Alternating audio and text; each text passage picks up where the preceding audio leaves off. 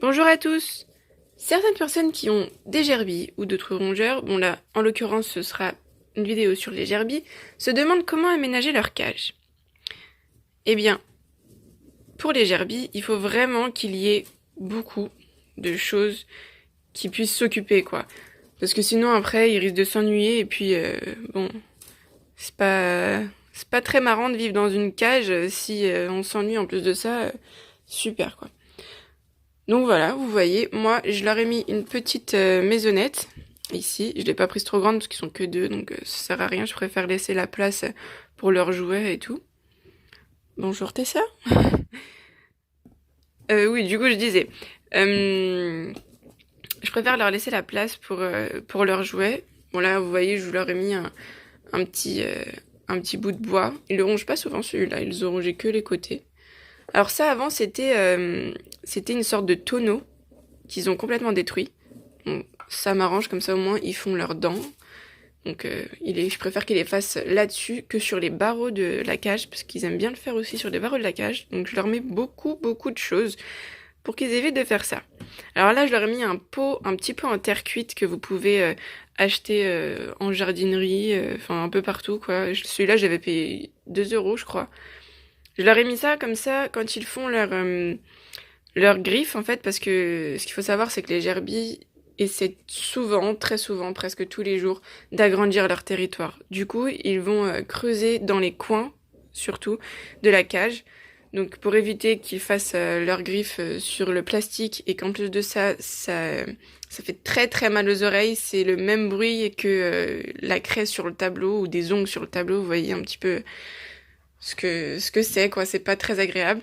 Donc je préfère leur mettre un peu en terre cuite, comme ça ils font dedans. Et tout en dessous, je sais pas si on va le voir. Voilà, là, ici, je leur ai mis un tapis de chanvre. Comme ça, au moins c'est sûr qu'ils tombent pas sur du plastique. Comme ça au moins ils font leur griffe sur leur tapis de chanvre. Et en plus de ça, ils utilisent ce tapis de chanvre-là, ils le mettent un petit peu en miettes, ils les filochent un petit peu, et ils l'utilisent pour faire leur nid dans leur petite maison, ou alors en dessous de cette écorce de bois.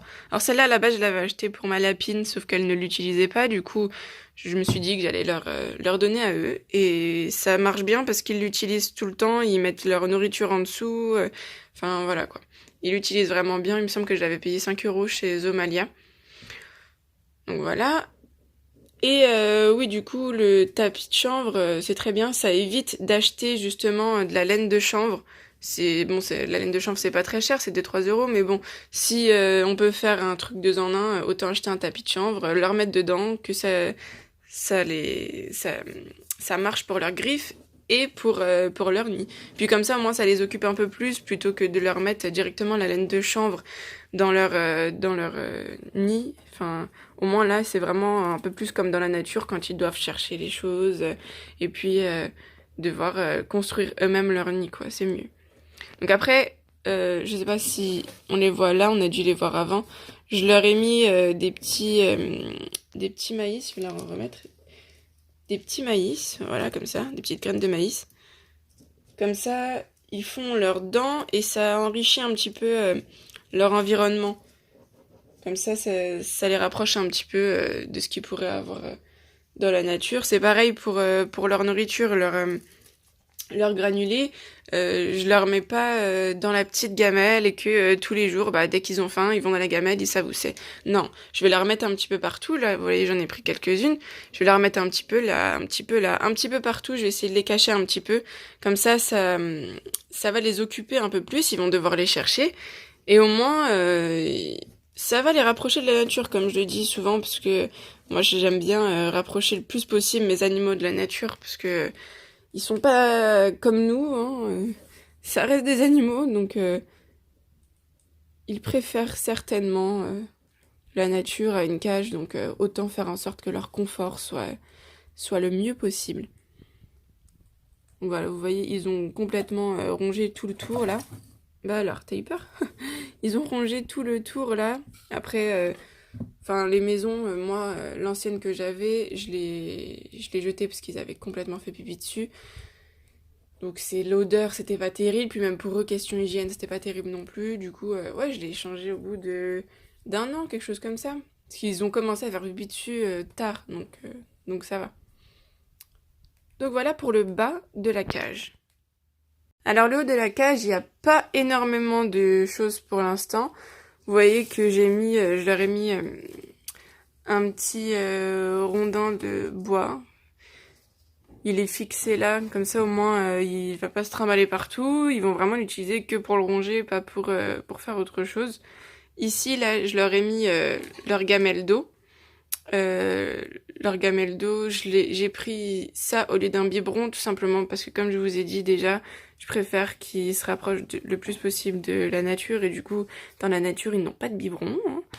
Alors du coup j'ai pris ça. Après l'inconvénient c'est que il faut le changer tous les jours et le nettoyer tous les jours. Du coup voilà. Vous voyez que si vous utilisez de l'eau du robinet, ce que j'ai fait là actuellement parce que je n'avais plus de bouteille d'eau, ça fait des petites traces. Donc là je vais devoir vraiment bien leur nettoyer. Donc voilà, et du coup là ici c'est leur petite salle de bain. C'est là où je mets leur sable de bain, je mets dedans. Alors j'ai fait un système pour l'accrocher pour qu'ils arrêtent de m'en mettre partout, parce que sinon je sais pas si vos gerbilles font pareil, mais moi les miennes sont chiantes et du coup elles creusent, voilà comme il fait là, elles creusent dedans pour le sortir complètement, ce qui fait que après j'en avais partout. Donc j'en ai eu un petit peu marre, du coup j'ai trouvé un système avec le lacet, de l'accrocher en haut. Donc voilà, j'ai fait un petit truc comme ça. Après vous voyez ici, je leur ai mis de la paille pour justement leur nid en fait, parce qu'ils aiment bien en mettre un petit peu dans leur nid, un petit peu partout, puis même un petit peu partout dans la litière. Je sais pas exactement pourquoi ils font ça un petit peu partout dans la litière et pas seulement dans leur nid. Mais ils aiment bien, du coup je leur mets en haut, comme ça ils le coupent en haut, puis ensuite ils le transportent en bas. Ça leur complique un petit peu la tâche.